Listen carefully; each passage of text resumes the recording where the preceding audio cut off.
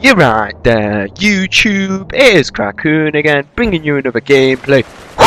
Commentary man, we're here again, bringing you some more Battlefield 3 like I do. Gonna be rushing with the M1014 on the Sharqi Peninsula. This is the Sharqi Peninsula. This is all back to Karkand DLC that I'm bringing you at the moment. I know I don't put it in the title or anything like that. I mean, I think I might put it in the description or something like that. I don't know. But I don't know, man. I mean, I just put it as the title, like, you know, I just give the title the name that it is, because it is the Sharqi Peninsula. And I don't know, man, seriously, this game, I've got multiple gameplays like similar to this, where literally I'll be on the offensive side rushing with the M1014, and I'll absolutely just beast people, and that's just what I do and how I do it. As you see here, it's some kind of lag or something. I don't know what's going on here, but you're gonna see a few more instances of lag. So I mean, I don't know, I'm obviously pretty sure that lag's not just gonna leave online multiplayer gameplay completely. I mean, it's always there in every single game, and there's no way of getting rid of it. But you're gonna see here, you're gonna see some epic build up to nothing, right? So I head down here to go over to B, and I don't go near B. I see somebody shooting down here, so I get about nearly to here, and then I just die. I don't even know what the fuck happened. I went from 100% health to 0% health because some guy apparently killed me with a G18. You know what I mean? Literally, it was a shot and I was dead. There was no way for... I don't know what happened there, mate. Seriously. That's the thing about this game sometimes. It just gets fucked up, you know what I mean? It's just the same as it is in Modern Warfare 3. You're like, how the fuck did I just die? You know what I mean? There's no, like... There's no explaining it. I can't explain how that happened. Is that even possible? To die within literally a millisecond from 100% health to 0% health from just a Glock, a simple handgun? I don't even think that's possible, but according to this game it is, and it's more than likely due to lag, considering of all the other references of lag I've got through the remainder of this game. So I don't know, man, it's hard to say, but at the moment I'm playing more Battlefield 3 than I am Modern Warfare 3. That's just the way I feel about it.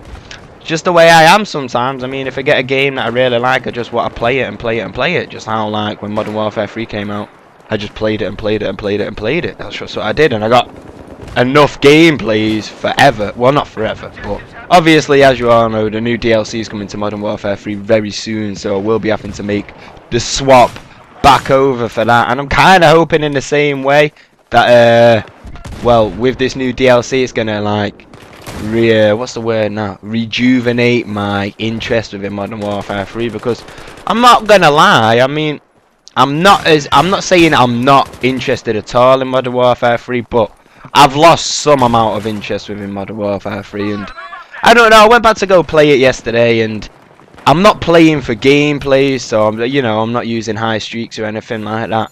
I'm just very soon I'm just gonna start rushing in Modern Warfare 3, and that's all I'll do, and I'm going back to my my original Black Ops style, which is, you know, low kill streaks, high kill streaks, running, gun on gun, and that's just the way you do it sometimes, and that's just the way I did it in Black Ops, and I've kind of lost my ways a little bit. It's kind of interesting, really. But anyway, that's enough talking about Call of Duty. This is obviously Battlefield 3, so kind of move on a little bit with Battlefield 3. I don't know. If you're kind of new to the Battlefield 3 franchise like me, I mean, I'm not really a certified aficionado. I don't even know if that's a word. I'm just using words that I don't even know if I'm using them in the correct terms today. Shit. Whatever, I just do it all the time anyway. But I'm not exactly, like, I wouldn't call myself certified to give you, like, all the information about all of this kind of shit. But where I do find myself a little bit, well, finding myself, I do find myself, I'm finding myself a little bit more certified in the shotguns area of things, and still got a few shotguns to unlock, I think, like the DAOA. Oh, mate, yeah, that ladder was pissing me off. You don't even know about that ladder, mate, seriously. Shit's frustrating sometimes. It's like, I don't know, it's even more glitchier than COD ladders and stuff, like fair enough in COD, if you, like, connect onto a ladder, you're gonna climb up the ladder straight away, even if you're not, like, intentionally doing it. In this, if you connect onto a ladder, you'll just stop on the ladder and it'll just be a nuisance, and then as you see there, I did it 3 times in a row, which shit just happens. But anyway, moving on, right. Talking about shotguns, Battlefield 3, everything like that. I don't know, man. It's interesting, really, because shotguns are how they should be. The realism is uncanny, except, well, obviously, it's obviously got to have some kind of gun realism. Like, obviously, like, one shot like that would kill somebody, like, in the real. But then you get the few odd cases where, I don't know, you'll have to put 2 shots into somebody. So I can understand it like that, because you got to take down the health and stuff like that. And it's all part of the game. But as for how the gun plays and how it feels and everything like that, very, very realistic. But as you see here, I'm going up to about 20 feet, and I put literally about 4, maybe 5, I don't know how many shots, 4, maybe 5 shots into the guy. Still didn't manage to get the kill. So that's the interesting thing about it. The shotguns in this game they've definitely got some form of range going on, but it's all about how accurate you are with your range and stuff. And believe me, headshots do count, especially with the shotguns. I found myself many times where I'll have to be aiming towards the head to maybe guarantee myself the kill more than if I was kind of like aiming towards the legs or the torso or something like that. But I just started having a form of lag. The gun just kept on reloading and reloading and reloading, so I had to swap to my pistol and swap back and then continue finishing reloading. I don't know, man. There's still obviously some glitches and bugs going on in this game. It's interesting sometimes. I mean, it happens in all games, but I don't know, especially within this, it just seems as if it's not as well polished. And I don't know, man, seriously, the COD versus Battlefield kind of showdown, whatever you want to say, like this, you know, this self-hyped up developer kind of induced conflict or whatever you want to say, like that, is stupid, really, all in my opinion. But the fact of the matter is, if they would have like actually gone head to head, I rate they would have had a better chance of, like, well, this is Battlefield, I rate Battlefield would have had a better chance of actually being able to gain some ground on COD, whereas I feel as if it was like this and they've not really gained any ground at all. Yes, maybe they've granted maybe they've gained a few extra players from the Call of Duty franchise, i.e. like myself, maybe a few others, etc, whatever you want to say, like that. But from there, it's all about how, I don't know, it's all about how they implement it further on down the line and stuff like that. And they released a month early with this compared to Modern Warfare 3 and stuff like that. I just think, yeah, if they would have just waited a month, properly, thoroughly checked, gone through all the glitches, gone through all the bugs, because I know they might like to think, oh yeah, well, there's only minor bugs going on and stuff like that, but it's not really minor bugs. It's bugs that are still there that shouldn't even be there in the first place, which essentially could be a game breaker, i.e. what you saw before. I don't know whether or not it was lag, but my shotgun just kept on reloading. If I was to fall into like multiple confrontations and that was to continue to happen, then I'd be extremely pissed off. It's just the way I am.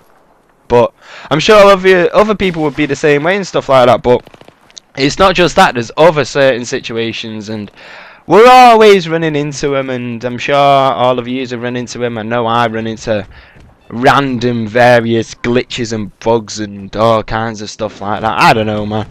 It's just the way it is. You got to take the game for what it is, and I'm still having fun with it. And I don't want it to sound like I'm bitching about it and stuff like that, but that's just the way it is sometimes. But anyway, moving back to the shotguns quickly, because I keep on going off on side tangents all the time. That's just what I do, man. I just like tangent off, and then I'll go off on another tangent, and then eventually I'll do a loop back round to what I was saying about the shotguns. But I'm using, I'll give you the attachments and everything I'm using on this shotgun at the moment. I believe I'm using the Reflex